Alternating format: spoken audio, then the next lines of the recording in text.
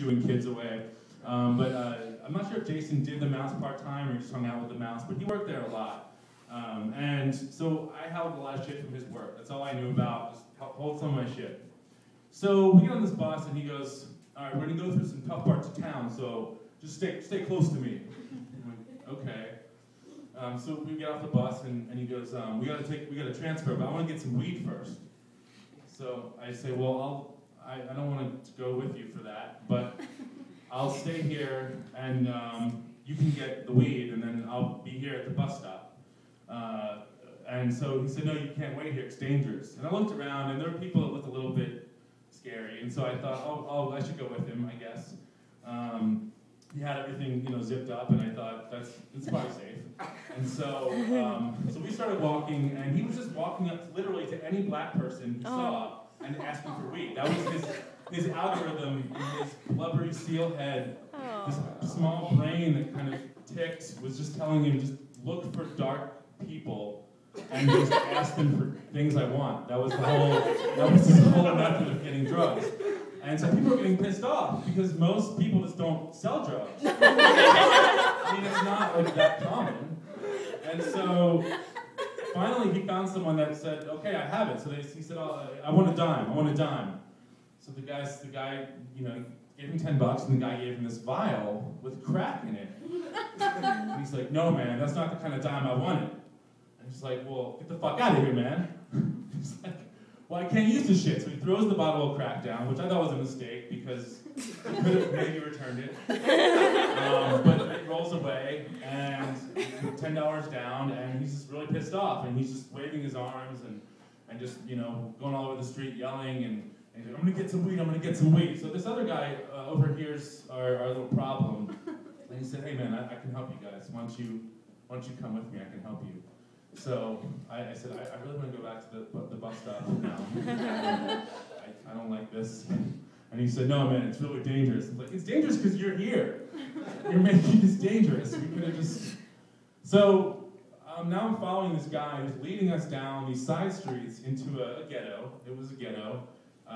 And for those of you who don't know what a ghetto is, it's a place where... have you ever played Xbox? You ever played Grand Theft Auto? And there's those parts where you go and people kind of like run, like throw you out of your car, and then you turn invisible. It's sort of like that. We were going down those streets. It's real dark and it's scary, and there's these guys kind of just ghetto blasting. They have a big boombox. This is in 1846, by the way. I should tell you. I'm old. And the first boombox ever created, and they're just blasting away, and so the guy who's walking with us was this tiny little guy. He looked kind of like Yoda, and he was kind of like he was sort of like Yoda in the way that he was guiding us. He said, if they talk to you, just don't respond. No matter what is said to you, just don't answer. Just keep walking straight. I said, okay. So I really liked this guy. I thought that he really had it. He had the information. And so these guys were yelling across the street, what do you want? What do you want? And I didn't answer. I just didn't answer. And Jason, who seemed to be street smart, but wasn't. I mean, anyone who walks with their thing out just spraying everywhere is not that street smart. So he yells across the street, we wanted weed, but we're okay, because we're going to get it soon. So any explanation with steps in it is really bad when you're there. Like any sort of, just things with commas in it, or where you have to kind of explain, it's just bad. So they were pissed, and they start screaming something, and they throw this bottle, and it crashes in front of us. So now, there's this crash bottle, but I look over to our little guide, and he just kind of looks over at me like, remember what we said?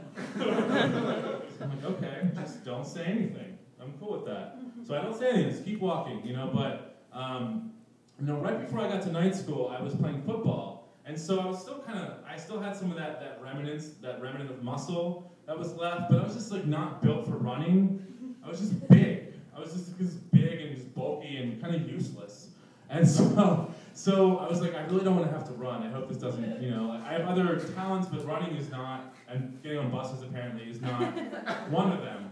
So I'm just walking, all of a sudden I hear this pitter-patter footsteps, and Jason is taking off. he got scared and he took off. And our little Yoda friend is pissed off now because he betrayed the guide. And so the second he started running, the guys started running after us. And so I hear them running, and they're really fast. Because they're really small. I can just tell they're light, and I hear things jangling, and I can hear the mesh of jerseys, flopping around, and I'm just running, just going, and it's kind of surreal. I'm thinking about playing Nintendo. I don't know why. I just thought of my Nintendo, and I thought of my Star Wars sheets, which I really should have swapped out. It's been long enough. I'm just thinking about things from home, and then I'm kind of running from these people that are way faster than me, and I'm kind of thinking, like, what am I going to do when they catch up? Because they're getting closer. I can hear the air kind of cutting through the mesh really quickly, and they're sneakers just eating up the earth right behind me. This is really getting close. And so I decided I'm going to just kind of get into this kind of Woody Allen act. Or like this kind of, hey, sort of, isn't this crazy? I'm not actually Woody Allen at all, but it was my perception, I guess, then. I just thought it'd be really open and just kind of, just we can all laugh about this. I'm running, you're running, the chase. It's kind of cliche that we're doing this. Let's just have a talk about it. I can smoke a cigarette, go home, it's all good, I'll be the exception. I always thought I'd be the exception. So anyway, as I hear them get so close that it's just no point in running it, because Jason's already escaped around this corner, I just stop and I turn around like, hey guys, and I turn around with my arm out, explaining, and I feel this cold sort of object against my forehead. And so my eyes sort of focus, they sort of cross-eyed to this object, and I realize, okay, that's a barrel of a gun in my forehead. So after I destroyed all the criminals, I had amazing martial arts skills.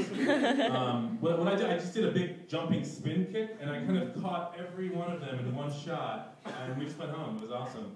But that didn't happen. I was just sort of out of breath, and I just began peeing on myself, which I thought maybe, I didn't really think. That was my body's reaction to having to react to a terrible situation. Pee on yourself. Fuck it. Maybe you'll pee enough that you'll just float away. It's like, fuck you, I got a fucking urine escape right here. See you later. Somehow that would be Wild Yellow Rapids or something, real fast. I don't know. But it wasn't enough to really gain any momentum. I was just, I had a soft drink at break that night. Not just like 12 ounces, but I felt the outline of pee kind of coating my pants, and I just thought, this is gonna be way worse if they see the pee on me. Like somehow, it's an embarrassment as someone being taken advantage of by thugs to pee on yourself. It's like, hey man, we're robbing you, but fuck you, you're dirty now. That's worse. So, I'm like, get the fuck down, white boy. So I get down. I'm in this sort of dusty dirt pile. My face is down, and the guy actually says, and I know this is the 90s, but it's still really cliche. He said, yo man, put a cap in his ass, which I wanted to say, you could have done better. But that's what he said, and I thought, holy shit, I might actually die here. And now meanwhile, as I'm thinking this, they're going through my things, my little bag, and I can hear something that I didn't put in there. I can hear kind of jingles in there, and something jingling or jangling, and I'm like, what is that? And the guys one of them is calling over another guy to inspect what it is. This kind of criminal appraisal. What's in here? So he's, I don't know what the fuck this is, man. I don't know what the fuck. So they're, hey, wait, but what is this? What is this? So I turn my head with the gun pressed to my back. I notice he's just holding in his hand a bunch of Chuck E. Cheese tokens. I can see the glint of that stupid mousy head looking back at me, and I know now that I'm not going to make it. That my last my last hurrah is going to just be seeing that mouse head. So I just said, those are Chuck E. Cheese tokens, man, don't hurt me. And so the guy goes, fuck, and he throws them off, and they just fade off, and I'm thinking, okay, well, this is it. I mean, I have nothing else of value in there. And as I was kind of preparing for my short life being over, this guy kind of comes from out of the shadows from around the corner, and he's like, hey, let him up. So apparently Jason had run into another neighborhood and found someone to kind of help govern this territory and help me kind of get out of this. So the guy said, let him up, and the guys just kind of recede back into the shadows of their street, and they kind of disappear. And I'm just, I get up, and I brush myself off as if that really would help. I'm like, okay, no, I'm good, it's full of pee. Got that dust off, though. And Jason appears, and he goes, man, thank God I knew somebody. You almost got me killed. He started running. The guide, meanwhile, the last I heard of him was he tried stopping. I kind of missed this part. He tried stopping as they were running after us to talk to them, and I just heard a bunch of slaps and skulls, and I don't know what happened to him. But obviously they were congratulating him and high-fiving him hard.